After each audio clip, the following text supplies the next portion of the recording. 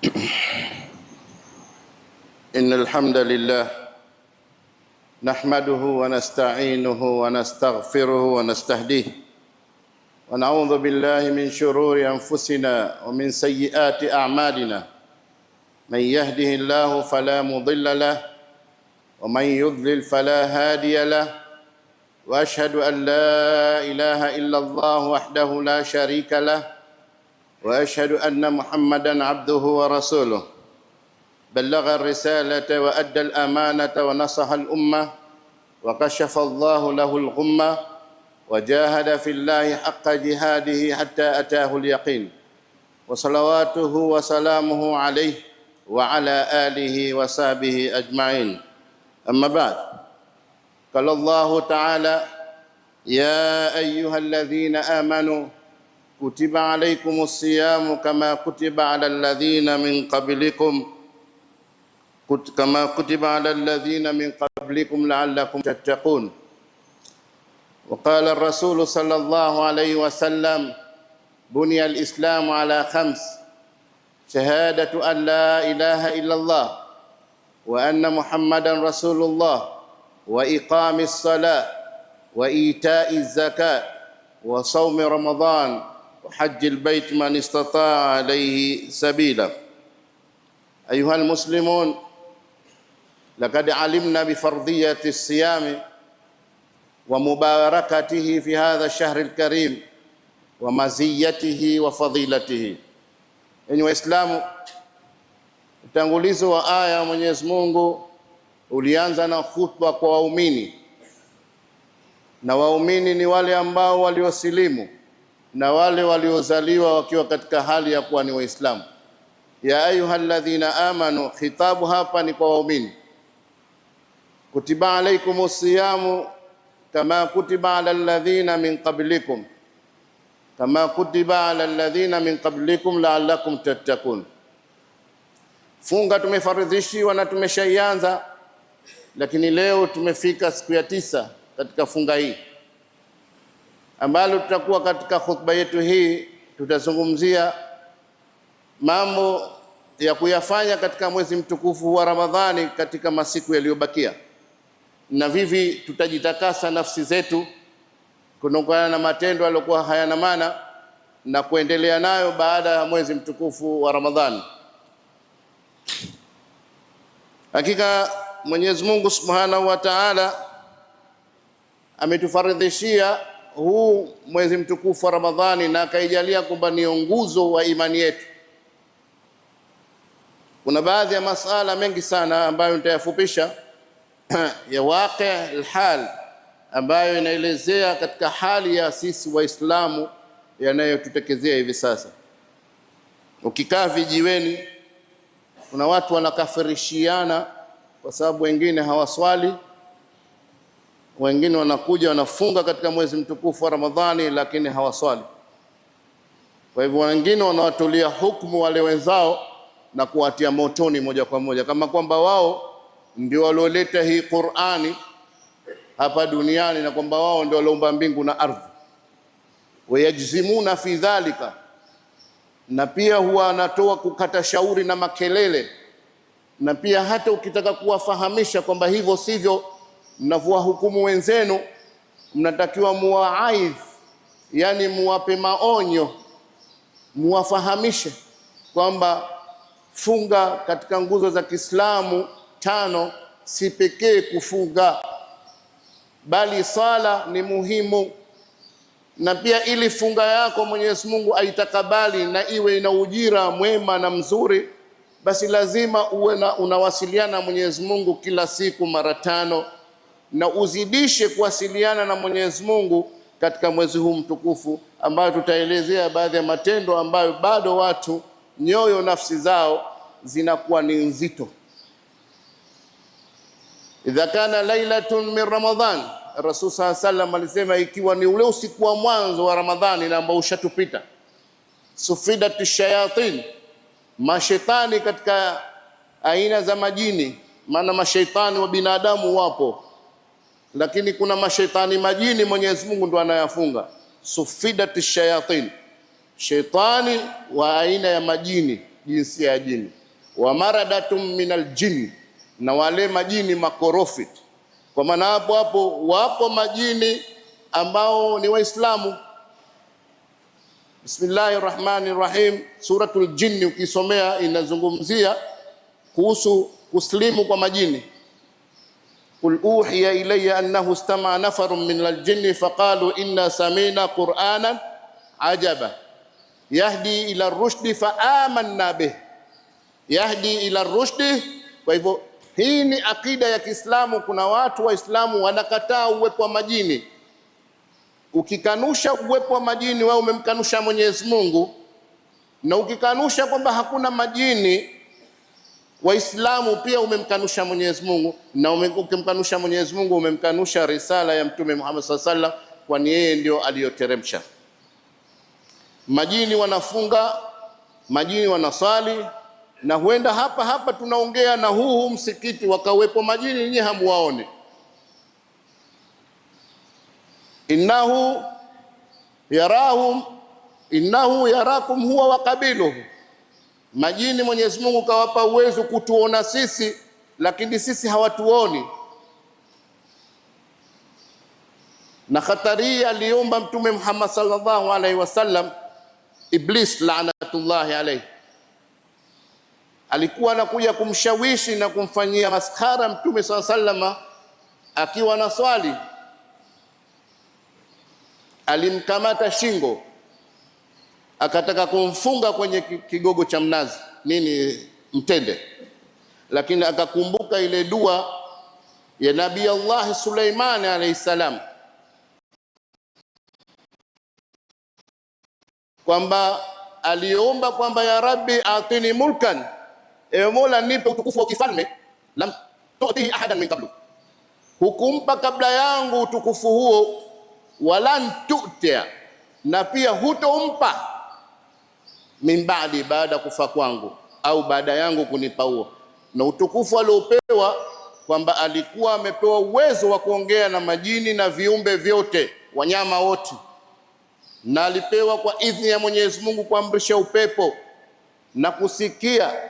Na moja katika kisa ambacho alipokuwa kenda kavitani, Nabii Suleimani akamsikia yule ya nani naita mdudu chungu au nani yule sisimizi yule, ya ayuhan namlu, mkubwa wao wasingizi waliposikia jeshi la Nabii Suleimani linanguruma linakuja, ya ayuhan namlu dkhulu masakinakum hatta la yahtimannakum Suleiman wa junudu, ingieni katika matundu yenu asije Nabii Suleimani na jeshi lake akaja akawavunja vunja.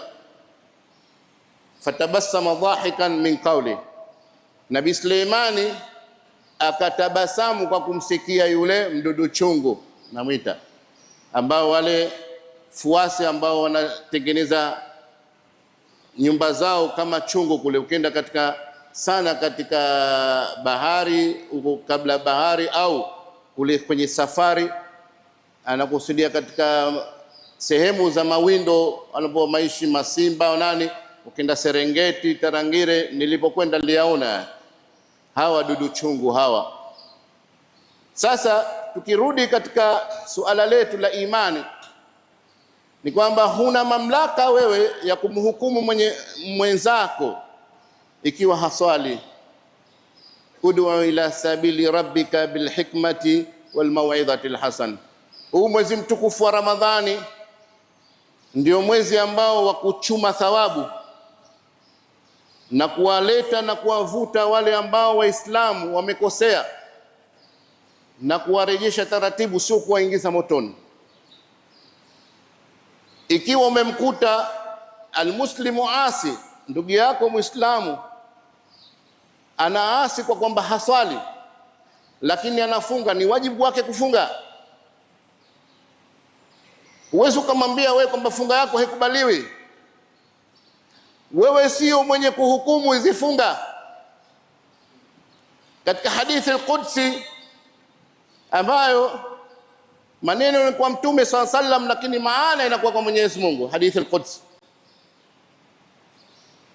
kullu ibn adam amalun lahu, kwamba kila mwanadamu matendo yake anayofanya yanatokana na nafsi yake mwenyewe, amechagua. Illa siyam, isipokuwa funga. Fa innahu li, Mwenyezi Mungu ajinasabisha nayo moja kwa moja kwake yeye. Wa ana ajzi bi, na mimi ndio namlipa malipo ya yule mwenye kufunga. Kwa hivyo wewe huwezi kujua katika walokuja hata hapa msikitini nani kafunga, nani haliyofunga, au nani kapewa udhuru, nani hana udhuru wa kutofunga. Kwa hivyo tunapokuja tukawahukumu Waislamu wenzetu kwa sababu hawaswali, ni makosa. Lakini kuna tahdhir kubwa sana kwa yule mtu ambaye hasali, hasa katika mfungo huu mtukufu wa Ramadhani. Baada yeye ya kuchuma na kupata thawabu na kuwa karibu ya Mola, anakuwa bado anajipeleka mbali ya Mwenyezi Mungu Subhanahu wa Ta'ala. Baada shahadatain unatakiwa uswali iqama salat, na mbona Mtume sallallahu alaihi wasallam akasema as-salatu imaduddin faman tarakaha faqad hadama ad-din, hakika sala ndiyo nguzo thabiti, ni kama uti wa mgongo kwako wewe. Tunapopata matatizo sisi binadamu, ukapata matatizo kidogo uti wa mgongo, huwezi hata kutembea, huwezi hata kufanya shughuli nyingine, utabaki pale pale kwenye kitanda au kwenye kiti. Ndio maana ya imani yako. Imani yako inategemea sala yako, na sala yako lazima iwe na khushu' lillahi subhanahu wa ta'ala. Na ndo hapa Mtume sallallahu alaihi wasallam akasema, man sama ramadhana, yule ambaye atafunga huu mwezi mtukufu wa Ramadhani, imanan i'tiqadan biwujubihi, kwamba ni mwenye kuitakidi amefaradhishiwa na anafunga kwa kutekeleza amri ya Mwenyezi Mungu Subhanahu wa Ta'ala, imanan wahtisaban, na kutaraji kwa hii funga kwamba Mwenyezi Mungu atamghufuria dhambi zake na atampa ujira uliokuwa mwema pale ambapo atarudi kwake. Hili ndio mwisho anasema ghufira lahu ma taqaddama min dhanbihi, usamehewa madhambi yake yaliyotangulia. Kwa maana hivyo kuna sharti kwamba funga yako utakayofungua kuifunga kwamba iwe ikhlasan lillahi subhanahu wa ta'ala, i'tiqadan biwujubi wa ikhlasan lillahi. Na nitarejea hapa kwa wale ambao hawaswali katika mwezi mtukufu wa Ramadhani, man qama ramadhana imanan wa ihtisaban ghufira lahu ma taqaddama min dhanbi, yule ambaye atasimamisha swala katika huu mwezi mtukufu wa Ramadhani, i'tiqadan biwujudi fardhiyati salat, kwa imani kwamba swala ni moja ambayo ni kitu fardhi alichokifaradhisha Mwenyezi Mungu kukitekeleza, na hasa katika huu mwezi mtukufu wa Ramadhani. Ndiyo maana Mtume sallallahu alaihi wasallam fi badiri amrihi, alipokuwa Madina, alipohama Maka na Madina, ilipofaradhishwa mwezi mtukufu wa Ramadhani. Na ukiwauliza Waislamu wengi hawajui Mtume sallallahu alaihi wasallam kafunga mwezi mtukufu wa Ramadhani mara ngapi. Hawajui hata Mwenyezi Mungu na ni Mtume sallallahu alaihi wasallam alikaa Maka muda gani na Madina muda gani. Mwaka wa pili baada kuhama ndio fardhi ya mwezi mtukufu wa Ramadhani ikafaradhishwa. Kabla hapo walikuwa wakifunga mara mbili tu, ilikuwa saumu ya Ashura na fardhia nyingine ambazo tulikuwa tunazifunga katika sunna ya hija, ile ilikuwa ni fardhi. Lakini mwezi mzima mtukufu wa Ramadhani imefaradhishwa mwaka wa pili baada al-hijra, na ina maana hiyo kwamba Mtume sallallahu alaihi wasallam mpaka kufa kwake amefunga miaka 9 na amehiji mara moja na akafanya umra mara 4. Hii Waislamu tunatakiwa tujue, sio tunafunga tu, lakini lazima tujue nini chimbuko la kufunga na nini tunapata min amali salihati, katika matendo mema ambayo tunatakiwa tuyafanye. Qiraatul Qur'anil Karim, kuzidisha na kujiwekea muda mzuri kusoma Qur'an. Ukiangalia mazingira, nilikuwa natembea baadhi ya misikiti na badilisha misikiti kuswali jamaa, dhuhuri huku, lasiri huku, lakini nakuta dhuhuri hata ule msikiti wetu wa Wales, watu wakisha kumaliza kuswali pale basi wanajitapakaza tena kulala. imepigwa AC huku mafeni yanafanya kazi. Jana mpaka naingia msikitini, ilikuwa time tena tunaenda kwa salatul asr, watu wamelala wametapakaa, huna hata pa kuweka mguu. Nikamwambia jamani, mpaka ishaadhiniwa kwa salatul asiri bado mmelala msikitini? Tena wengine mmeelekeza miguu kibla, wengine wameka wanavyotaka.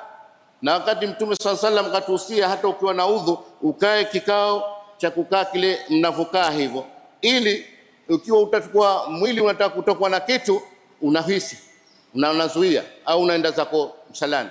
Lakini watu wamejisahau kama wako msikitini.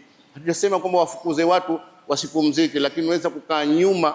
Usifanye msikiti ndio egesho lako la kulala, ni sehemu ya ibada. Hata hao wengine waliochelewa kusali jamaa wanakuwa wanashindwa kuswali, wanaswali mbele za watu. Mtu hana habari, kaswali mbele ya mtu ya kichwa, mara mtu ya kiuno. Inakuwa tafrani. Waislamu hatuna nidhamu. Lakini ukienda makanisani huwezi kukuta hali hii. Kwa hiyo tusome sana Qur'ani al-Karim, tujiweke muda huo ndio tunapumzika. Basi soma Qur'ani, kama kusinzia basi egemea kwenye nguzo, lakini sio kujitandaza. Jengine ambalo tumehusiwa kwamba katika mwezi mtukufu wa Ramadhani na skuli nyingine zimefungwa, watoto wetu ambao mumayazin, ambao wanapambanua hii ni halali na hii haramu, basi tuwachukue tuwazoeshe kuja hapa misikitini. Sio peke yake swalatul Juma, swala zote zilikuwa za fardh, na hususan mwazoeshe watoto wakisha kufika miaka 10 kuwaleta msikitini katika salatul fajr. Lakini mnawaacha watoto majumbani, mnawaamsha kwa ajili ya kujiandaa skuli, lakini kwenda kwa ajili kwa mudu Mwenyezi Mungu hamuamshi. Nini? Atachelewa skuli. Je, hiyo siku ya kiyama atakuja kuulizwa skuli au ataulizwa ile swala yake ya salatul fardh? Kwa hivyo lazima tubadilike. Kwa hiyo muda mwingi tutumie kusoma Qur'ani, kwa sababu mwezi huu mtukufu wa Ramadhani, Jibril alayhi salam alikuwa kila wakati anashuka kumsomea Mtume sallallahu alaihi wasallam Qur'ani, na yeye anairepeat mwezi mtukufu wote wa Ramadhani. Jibril akishuka mara 2 anamsomea Mtume sallallahu alaihi wasallam Qur'ani yote. Kwa hivyo kuna fadhila kubwa Mwenyezi Mungu kutupa katika kufuata maamrisho yake katika hili. Jambo lingine, as-sadaqat. Sadaqa, ukizungumzia suala la kujitolea katika mali, lina faida kubwa sana. Mmoja katika hii, tutahhir nufusana bidhunub. Unapotoa sadaka unasafisha na unatakasa madhambi yako madogo madogo hata makubwa. Na ndio pale tukaambiwa kwamba hata ukifanya dhambi hata ikiwa kubwa, basi tasaddaq wastaghfirillah, tanguliza sadaka haraka yoyote ile yenye manufaa, na pia tanguliza istighfar lillahi subhanahu wa ta'ala likai yaghfir Allahu lak. Katika jambo jingine, alqaulu tayyib, kutendeana matendeno mema. Lakini hapa tunakuta katika mwezi mtukufu wa Ramadhani bado watu wanachukiana, watu wanachukiana vinyongo, na utakuta ndugu hasa baba mmoja mama mmoja anaekea kinyongo kwa tamaa ya vitu vya mwenzake, au kufitinisha baina ya ndugu, au kufitinisha baina mashehe, au kufitinisha baina Waislamu. Ayuha almuslimun, kuna jambo ambalo unalizungumzia litawahusu mpaka misikiti, na hili swala limekuwa kero, na hizi sijui misikiti mengine, lakini kuna baadhi ya misikiti huu mwezi mtukufu wa Ramadhani, Mtume sallallahu alaihi wasallam swala ya jamaa ya tarawih amesali mara 3. Amesali mara ngapi? Wengi hawajui, ni mara 3.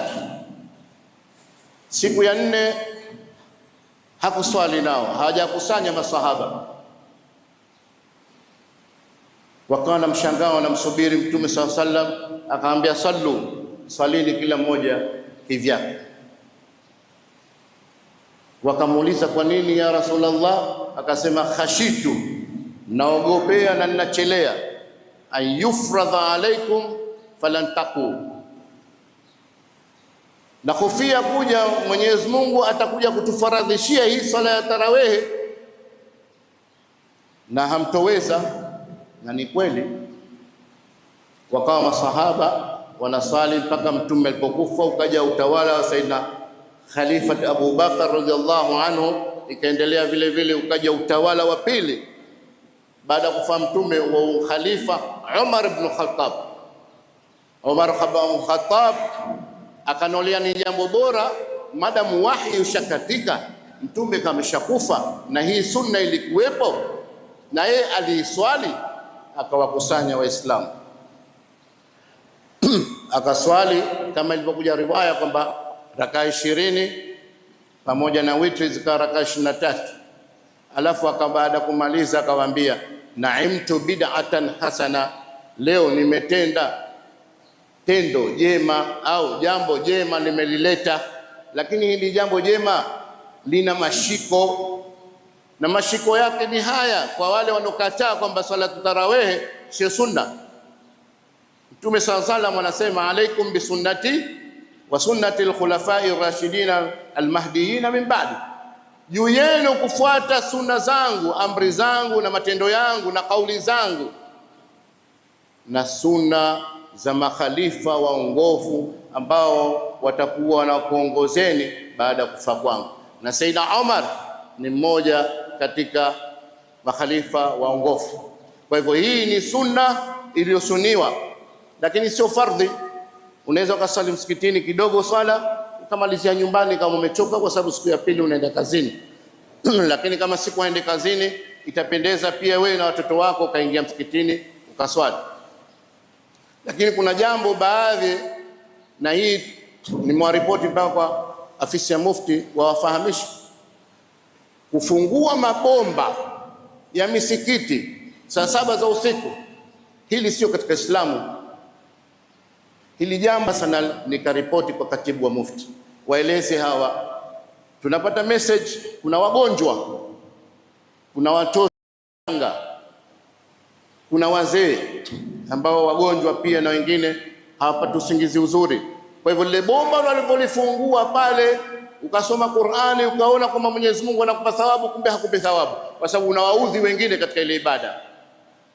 Kwa hivyo swalini haya mabomba usiku yawemo humu ndani, na hii inaende message kwa Waislamu wote waliko Zanzibar na Tanzania, kwa sababu sio katika taratibu ya Kiislamu kumuudhi jirani yako, awe Muislamu asiwe Muislamu. Ibada haitufanyi tuwaudhi wengine, hilo jambo haliko katika Uislamu. Tuwe makini, mashekhe na maimamu ambao wanafungua mabomba saa 7 za usiku, hata ikiwa katika ile kundi la mwisho. Kundi la mwisho liliosuniwa na Mtume sallallahu alayhi wasallam ni kufanya itikafu, sio kufungua mabomba kwamba lazima waamke tu hawa. Kama mtu hataki mwache. Sunna hata kusali nyumbani, kwa sababu hata nyumba zetu tumeambiwa tusiziache kama magofu, ziwe tunaziswali swala za sunna. Ayuha almuslimun,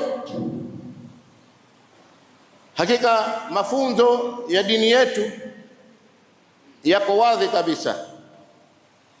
Kwa hivyo tufuate kwa mujibu vile Qur'ani na Sunna na maelekezo ya maulama walivyochambua katika zile nususi za Qur'ani na Sunna. Barakallahu li wa lakum bil Qur'ani al-azim wa nafani bi ayati wa dhikri al-hakim. Aqulu qawli hadha wa astaghfirullah li wa lakum fastaghfiruhu innahu al-ghafurur rahim wa huwa barrul karim.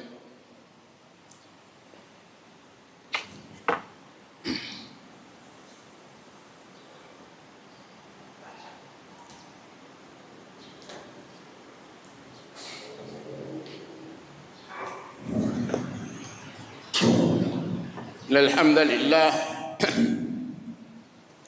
نحمده ونستعينه ونستهديه ونعوذ بالله من شرور أنفسنا ومن سيئات أعمالنا.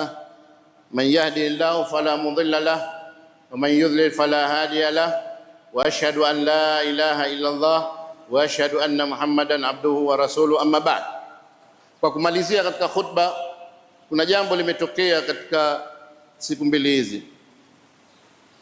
Kuna clip ambayo ilisambazwa, nadhani juzi tuliipata. Clip hii inaonyesha skuli ya kaskazini Unguja, Nungwi, inaitwa Tajdo, ambayo ni private school. Ilionyesha kwamba kuna mwalimu mzungu ameleta jibwa ndani ya darasa, na watoto wetu wa Kiislamu wanasomeshwa, lakini lilokuwa balaa ni kwamba kugusishwa ule mbwa, kumfanya kwamba ni rafiki na hana matatizo. Na katika explanation ya ile video inasema kwamba Uislamu tu ndio unaweka kikwazo tu, lakini mbwa hana matatizo, very friendly with you. Kwa hivyo najis ilokatazwa katika Qur'ani na Sunna iwe sawa sawa kwa wale watoto. Qur'ani haikubakisha kitu, waelewe, haikubakisha kitu katika mafunzo yetu ya dini, kila kitu katika Qur'ani na Sunna. Lakini leo asubuhi imetumiwa mkuu wa hii skuli anajitetea, anasema sisi hatukudhania. Wewe Muislamu unaelewa kwamba kuna mafunzo ya Kiislamu na kuna limitation. Mbwa ana nani anammiliki mbwa, na kwamba sheria za serikali hapa za Wizara ya Elimu kwamba hatuletewi mbwa maskulini. Kipindi cha kusema kwamba kujitetea kwamba mbwa wanapigwa mawe na watoto nje, utiletee mbwa ndani ya skuli alafu waguswe, tena unawafurahia. Mjibwa ule umekaa pale mweusi mkubwa, unatoa madenda, ambayo madenda ni najisi, na katika najisi nzito mnosomeshwa kwamba ni najisi ya mbwa na nguruwe. Ili kusafisha mate ya nguruwe, mate ya mbwa, kinyesi cha mbwa, kinyesi cha nguruwe, mkojo wa mbwa, mkojo wa nguruwe, nyama ya mbwa, damu yake na nguruwe, hii ni an-najasul mughalladha, ni katika najisi nzito, lazima uoshe mara 7 na moja wapo lazima uchanganye kwa mchanga. Sasa unapowaletea pale, sisi Waislamu tuna mafunzo yetu, na kama kuwasomesha ulikuwa uchukue taratibu mwingine wa kiteknolojia, ungeleta tu projector pale ukawaonesha kwamba tuwe hivi na hivi na hivi, sio kuwaletea mbwa. Mwalimu mkuu anajitetea, anasema hakujua agenda. NGOs serikali lazima wawe makini nazo, zinakuja kwa niyatun tayyiba, kwa nia njema, wa min khilalihi, ndani mwake niyatun sauda, wana nia mbovu. NGO ngapi ambazo zimefanya matatizo kule Tanzania bara, yakatokea yalotokea hapa. Kama mnakumbuka, kuna NGO, kuna skuli ilikuwa maandalizi, watoto wakawa wanafundishwa ushoga. Hajatokea hapa, yalitokea, ikapigwa kelele, ikafuatiliwa skuli.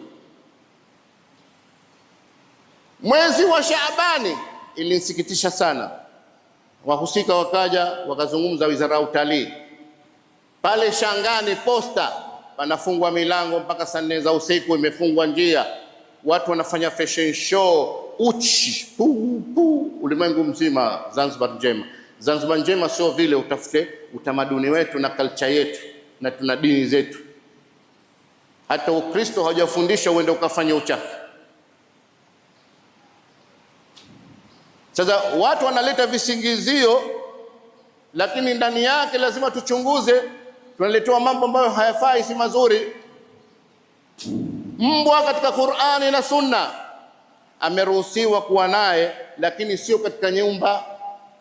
Kwa hivyo hatuwezi kuwa friend wa nyumba mbwa kama paka. Hata Mtume SAW kakataza, kwa sababu la yadkhuluhul malaika, ukiwa na mbwa ndani ya nyumba malaika haingii. La ajab, angalia ajabu ya Qur'an. Wa kalbuhum basitun dhira'ihi bilwasid, mnaisoma suratul Kahf. Mbwa wa ahlul Kahf Walipoingia katika pango, yeye alikaa mlangoni, hakuingia ndani, akaenda kulala na wale ashabul kahfi. Hii inawarudi kwamba mbwa Mwenyezi Mungu kamuumba, lakini katusakhirishia sisi kwa sababu ya ulinzi, polisi kukagua mihadarati, wanapewa training kwa sababu ya hunting, kuwinda, kwa sababu pia lilmashia, kuchunga machungo yako, mbuzi, kondoo, kuku wako wasije wakavamiwa na wizi, na pia na wanyama waliokuwa wabaya. Haya ndio waliokewa, lakini tukaikiwa mipaka namna gani wale tutakuwa tunakaa nao mbwa, lakini sio katika maskuli. Kwa hivyo ndugu zangu wa Kiislamu, na serikali tayari washachukua mkondo wao, ili jambo lishafika. Hata jana nilikuwa kuna naibu waziri wa mambo ya ndani kanaambia liongelee, lakini tushafika, ili jambo litakuwa sawa, na yeye ndo mtu wa huko kaskazini. Kwa hivyo tunapokuja kuchukua wageni wakaja katika nchi yetu, tuwachunguze vizuri sana, na sisi sio tulaumu wageni tu, tunawakaribisha ndani yetu. Tuna sabotage, tunafanya sabotage katika maadili yetu. Haiwezekani wewe Muislamu na mmiliki wa skuli unaambia kuna nia njema na unaelewa sheria za Wizara ya Elimu, hakuna kuleta mambwa ndani ya skuli. Watoto na hijabu wanachezeshwa mbwa na mate yanatoka, najis fauka najis. Na hapa ndo upo muhimu wa ndugu zetu diaspora walikoko nje kukaa kuona sasa iko haja ya kuisaidia serikali pale unapohitaji msaada kufungua maskuli ili kuondosha masuala kama haya. Namalizia hili suala moja ili mujue kama hizi ajenda zao mbaya. Wakati nasoma Canada, nachukua professional program ya curriculum ya elimu, educational professional program, naichukua pale Columbia College. Tulikuja kusoma kuhusu bullying, yani kupigwa watoto. Nachukua dakika moja tu. Ikatokezea kwamba tukaambiwa kwamba huyu mtoto yuko kwenye ushoga, utamlinda vipi? Ikaja time yangu kuulizwa, nikamwambia mimi simlindi kwenye ushoga, bali nitamlinda huyu mwanafunzi asionewe, lakini sitomtetea au kumbembeleza kwa ushoga. Hii hainuhusu, na hili sio jambo ambalo tulokuja hapa kulisomesha skuli. Alinijibu hivi suala, why you come here, why you come to learn? Na mimi nikamjibu, nikamwambia I come to learn to know your strategic, kujua nyenzo zenu vipi, kwa sababu tuna watoto wetu wa Kiislamu katika hizi nchi, ili tuwaelezee kwamba likitokea swala hili swala halituhusu. Sasa wao wenyewe wanapotusomesha hawataki hata tujue zile mbinu zao, na ndio maana ile ikaja hii serikali waikalie sana, kwa sababu leo tukija kuchukulia jambo hili ni rahisi, kesho watakuja hawa NGO watakuja kwenye maskuli mengine watasema hamna tatizo, Uislamu umeelezea mapenzi baina wanadamu, kwa hivyo baina ya mwanadamu mwanamume na mwanamume haina matatizo, na mwanamke na mwanamke. Sivyo ilivyoelezewa katika Uislamu, innamal mu'minuna ikhwa, hakika waumini ni ndugu. Lakini sivyo hivi kwa njia ya uchafu, kwa njia ambayo Mwenyezi Mungu ametunyoshea ipi ya kupendana. Na hiyo ndo akaelezea katika watu ambao watapewa kivuli siku ya Kiyama, watu 7, warajulani tahaba fillahi ijtama alayhima watafaraka. Haya ndio mapenzi tuliofundishwa katika dini, kwamba watu wawili watapendana, mapenzi ya kunasihiana mema na kuacha maovu kwa ajili ya Mwenyezi Mungu, mpaka watakuja mauti yatawafarakisha. Hawa ni katika watu waliotajwa na Mtume sallallahu alaihi wasallam katika watu 7 ambao watapata dhillu, kivuli, siku ambayo hakuna kivuli isipokuwa kivuli cha Mwenyezi Mungu. Tusomeni dini yetu ndugu zangu na Waislamu, na tuangalie watoto zetu maskuli wanaokusoma, na tabia zao tuangalie. Ukimwona mtoto anabalika tabia, basi fuatilia. Kila kinachokuja sio kila tunopewa tu tukubali. Inna Allaha wa malaikatahu yusalluna ala nabi ya ayyuhalladhina amanu sallu alayhi wa sallimu taslima. Allahumma salli wa sallim ala sayyidina Muhammad wa ala ali sayyidina Muhammad kama sallaita ala Ibrahim wa ala ali Ibrahim wa barik ala Muhammad wa ala ali Muhammad kama barakta ala Ibrahim wa ala ali Ibrahim fil alamin innaka Hamidum Majid. Allahumma izzal Islam wal muslimin wa adhillal kufra wal mushrikin. Allahumma ansur dinaka wa kitabaka wa sunnata nabiyyika Muhammadin sallallahu alaihi wasallam. Allahumma taqabbal siyamana, Allahumma taqabbal siyamana, Allahumma taqabbal siyamana wa salatana wa ruku'ana wa sujudana wa qiyamana ya arhamar rahimin. Allahumma man aradana su'an farudda kaidahum waj'al kaidahum fi nuhurihim ya rabbal alamin. Allahumma inna nad'uka fi hadhihi sa'a min kulli maridhin minna an tashfiyahu. Allahumma ashfi mardana wa mardal muslimin warham mautana wa mautal muslimin. Rabbana atina fid dunya hasana wa fil akhirati hasana wa qina adhaban nar. Qumu ila salati.